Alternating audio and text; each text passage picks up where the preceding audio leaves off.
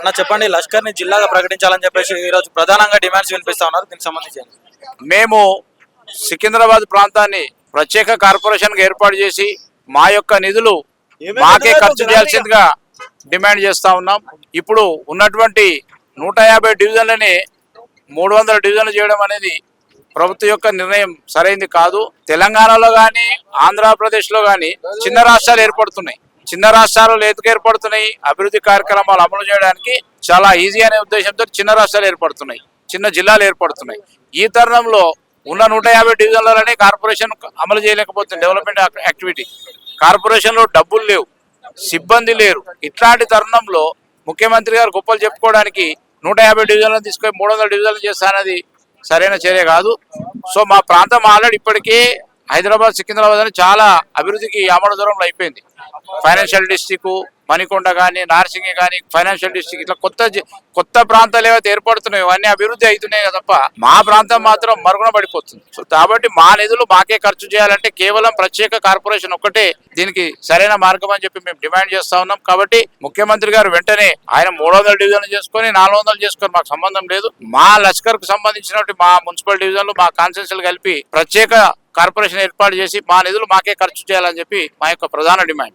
అక్కడ చెప్పండి, లష్కర్ ని జిల్లాగా ప్రకటించాలని చెప్పేసి ఈ రోజు ప్రధానంగా డిమాండ్స్ వినిపిస్తా ఉన్నారు. దీనికి సంబంధించి ఈ రోజు ఇందిరా పార్క్ వద్ద పవన్ గారి నేతృత్వంలో ఏదైతే ధర్నా కార్యక్రమం చేపట్టారో వారికి మద్దతు తెలపడానికి మేము రావడం జరిగింది.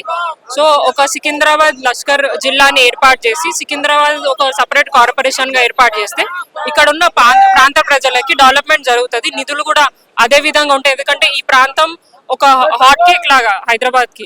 సో మెయిన్ గా వివిధ టూరిస్టులు రావడం, వివిధ ప్రాంతాల నుంచి ప్రజలు ఇక్కడికి రావడం, నివాసించడం అండ్ ఎన్నో కమర్షియల్ కాంప్లెక్స్లు ఉండడం, దానివల్ల చాలా ట్యాక్స్ కలెక్షన్ అవుతుంది.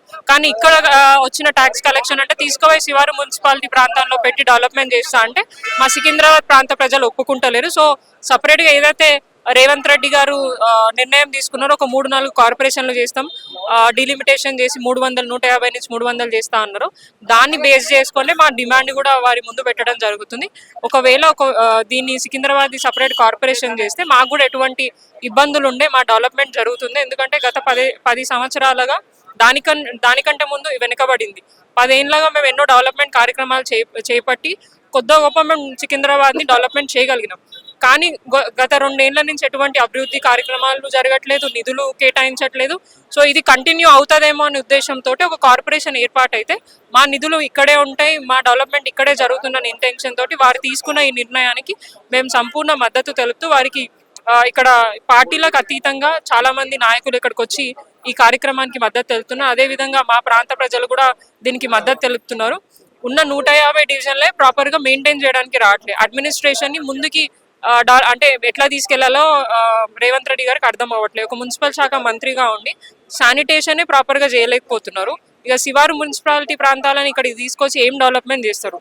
మీ ఇంటెన్షన్ కరెక్టే ఉన్నప్పటికీ దాన్ని ఎట్లా చేస్తారు ఏంటి అనేది ప్రజలకి ఎటువంటి ఏమంటారు ఐడియా ఇవ్వకుండా, అంటే ప్రజలకి ఒక ప్రెస్ మీట్ పెట్టి మేము ఇట్లా చేస్తున్నాం, దీనివల్ల ఇన్ని ఉపయోగాలు ఉంటాయి, మీకు కూడా మంచి జరుగుతుందని ఎటువంటి ఏమంటారు ముందస్తు ఇన్ఫర్మేషన్ ఇవ్వకుండా సీక్రెట్ గా ఏకపక్ష నిర్ణయాలు తీసుకోటి వాళ్ళ పార్టీకి లాభం చేసే విధంగా ఈ డిలిమిటేషన్ చేస్తున్నారని మేము దీన్ని తీవ్రంగా ఖండిస్తున్నాం. అట్లాగే ఏదైతే జిహెచ్ఎంసీ యాక్ట్ ప్రకారం ఉన్న యాక్ట్ ని కన్సిడర్ చేసి కాన్స్టిట్యూషన్ గా ఏదైతే ఉందో దాన్ని బేస్ చేసుకొని డిలిమిటేషన్ చేయాలి. చాలా మంది ఓటర్స్, చాలా మంది ప్రజాప్రతినిధులు, ఒకరికి ఎక్కువ ఉన్నాయి ఓటర్స్, కొంతమంది తక్కువ ఉన్నాయి. దానివల్ల అభివృద్ధి కానివ్వండి, ఫండ్స్ కానివ్వండి మాకు రావడం ఇబ్బంది అవుతుంది. సో ఈక్వల్ గా అందరికి పాపులేషన్ వైజ్ ఈక్వల్ గా అందరికి ఇస్తే ఆ ఫండ్సే కానివ్వండి డెవలప్మెంట్ కూడా జరుగుతుందని మేము రీసెంట్ గా కౌన్సిల్లో కూడా డిస్కస్ చేయడం జరిగింది. ఇక్కడ విడ్డూరం ఏంటంటే ఆ పార్టీకి సంబంధించిన మేయర్ గారికి డీలిమిటేషన్ జరుగుతుందని ఐడియా లేదు. అండ్ ఆ పార్టీకి సంబంధించిన ఎమ్మెల్యేలకి చాలా మందికి డీలిమిటేషన్ జరుగుతుంది. ఏ ప్రాతిపదికన లైక్ ఏ పారామీటర్స్ ప్రకారం ఇవి తీసుకుంటున్నారు అనేది కూడా ప్రతి ఒక్కరికి అంటే ఐడియా లేదు. మరి ఎందుకు ఇంత సీక్రెట్ గా, ఇంత హడావిడిగా ఎవరికి ఎటువంటి ఏమంటారు ఇంటిమేషన్ లేకుండా చేయాల్సిన అవసరం ఏముంది? ఇన్ కేస్ ప్రజలకే మంచి చేయాలనుకుంటే ప్రజల ఒపీనియన్స్ తీసుకొని, ప్రజాప్రతినిధుల ఒపీనియన్ తీసుకొని, అన్ని వర్గాల వాళ్ళని కలుపుకొని ఒక నిర్ణయానికి తీసుకొస్తే ఖచ్చితంగా ప్రజలు మంచికి మద్దతు తెలపడానికి అవకాశం ఉంటుంది. కానీ ఏకపక్ష నిర్ణయాలు తీసుకొని కేవలం వాళ్ళ పార్టీకి లబ్ధి అంటే వాళ్ళేదో ఇక్కడ హైదరాబాద్ ప్రాంతంలో పట్టు లేదని చెప్పేసి కేవలం వారి పార్టీకి స్ట్రెంత్ పెంచుకోవడానికి కొన్ని కార్పొరేషన్లు ఏర్పాటు చేసి ఎలక్షన్లు హడావిడిగా పెట్టాలన్న ఇంటెన్షన్ కనిపిస్తుంది. And more over BC reservation కూడా 42% అని చెప్పి ఇప్పుడు 27% తీసుకొచ్చి ఇవన్నిటిని కూడా కన్సిడర్ చేసి ఇక్కడ ఉన్న ప్రజలు దాన్ని వ్యతిరేకిస్తున్నారు. ఖచ్చితంగా ప్రజా అభిప్రాయం తీసుకొని ప్రజలకి ఎట్లా సౌకర్యంగా ఉంటుందో దాన్ని దృష్టిలో పెట్టుకొని చేయాలని చెప్పేసి మేము డిమాండ్ చేస్తాం. డీలిమిటేషన్ ప్రక్రియలో భాగంగా చూసుకున్నట్టయితే కొన్ని గ్రామీణ ప్రాంతాలని జిహెచ్ఎంసీ పరిధిలో కలిపిన పరిస్థితి కనిపించింది. మరి ఎందుకు ఈ ప్రత్యేక సికింద్రాబాద్ కార్పొరేషన్ చేయలేకపోతున్నారు రేవంత్ రెడ్డి అంటే ఏం చెప్తారు? అంటే ఫస్ట్ ఆఫ్ ఆల్ వాళ్ళు తీసుకున్న నిర్ణయం ఇప్పుడే ఈ కార్పొరేషన్ అంటే ఈ జిల్లా ఏర్పడి ఈ కమిటీ ఏర్పడి 2 years అవుతుంది. అప్పటి నుంచి కూడా వారికి ఉన్న డిమాండ్స్ ని ప్రభుత్వం దృష్టికి తీసుకెళ్లడం జరుగుతుంది. తీసుకెళ్లిన ప్రతిసారి కూడా ఎటువంటి రెస్పాన్స్ లేదు, ఎవరు కూడా దాని గురించి మాట్లాడట్లేదు.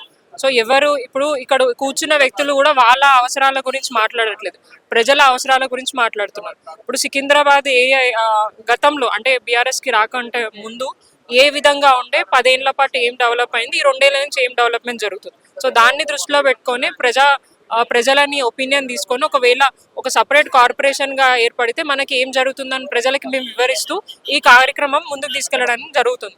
సో ఒక మంచి ఇంటెన్షన్ తోటి, అది కూడా ప్రజలకి మంచి జరుగుతుంది అన్న అభిప్రాయంతో ఒక నిర్ణయం తీసుకున్నప్పుడు గవర్నమెంట్ కూడా దీన్ని స్వాగతించి మా డిమాండ్ ని స్వీకరించాలని చెప్పి మేము కూడా కోరుకుంటున్నాము. హోప్ఫుల్లీ ఇది ఇప్పుడు ఈ రోజే స్టార్ట్ అయింది, అంటే ఈ ధర్నా కానివ్వండి, అన్ని పార్టీల మద్దతు కానివ్వండి ఈ రోజే స్టార్ట్ అయింది. సో ఇది ఇక ముందు కంటిన్యూ అవుతుంది. జిల్లా ఏర్పడే విధంగా కూడా మేమందరం కూడా వారికి మద్దతు తెలుపుతూ మేము కూడా మా అంతు కృషి చేయడానికి సిద్ధంగా ఉన్నాం. 10 ఏళ్లలో రాని డిమాండ్స్ కాంగ్రెస్ ప్రభుత్వంలోనే ఎందుకు వస్తున్నాయంటే అట్లేం లేదు, గతంలో కూడా డిమాండ్స్ పెట్టడం జరిగింది, దాన్ని కొంత మేరకు నెరవేర్చినారు, ఇంకా కొంత మేరకు నెరవేర్చే అవకాశం ఉండే. అండ్ ఇప్పుడు ప్రభుత్వం వచ్చిందంటే గతంలో చేయలేదు కాబట్టి ఇప్పుడు ప్రభుత్వాన్ని తీసుకొచ్చారు. ఇప్పుడు వారు కూడా చెప్పేది ఏంది, గతంలో ఏం చేయలేదు అందుకనే మమ్మల్ని ఏమంటారు ప్రభుత్వంలోకి తీసుకొని వచ్చినట్టు. మరి తీసుకొచ్చినప్పుడు డిఫరెంట్ గా చేయాలి కదా. మేము చేసిన development first of all continue చేయట్లేదు వాళ్ళు. మేము చేసిన కార్యక్రమాలనే ముందుకు తీసుకెళ్లే పరిస్థితి లేదు రేవంత్ రెడ్డి గారికి. ఇప్పుడు మేము చేయగలమా అని చెప్పేసి వాళ్ళు మాట్లాడుతున్నారు, అంటే అట్లేం లేదు. ఏ ప్రభుత్వం వచ్చినా ఎవరు వచ్చినా కూడా బీసీల పక్షాన ప్రజల పక్షాన మేము మా గొంతుకగానే మేము డెఫినెట్ గా చెప్తూనే ఉన్నాం. గతంలో కూడా ఏమైనా అవసరాలు ఉంటే చెప్పుకొని పనులు చేయించుకున్నాం. ఇప్పుడు కూడా ప్రభుత్వ దృష్టికి తీసుకెళ్లి ఆ పనులు చేయించుకోవడానికి మేమైతే సిద్ధంగా ఉన్నాం.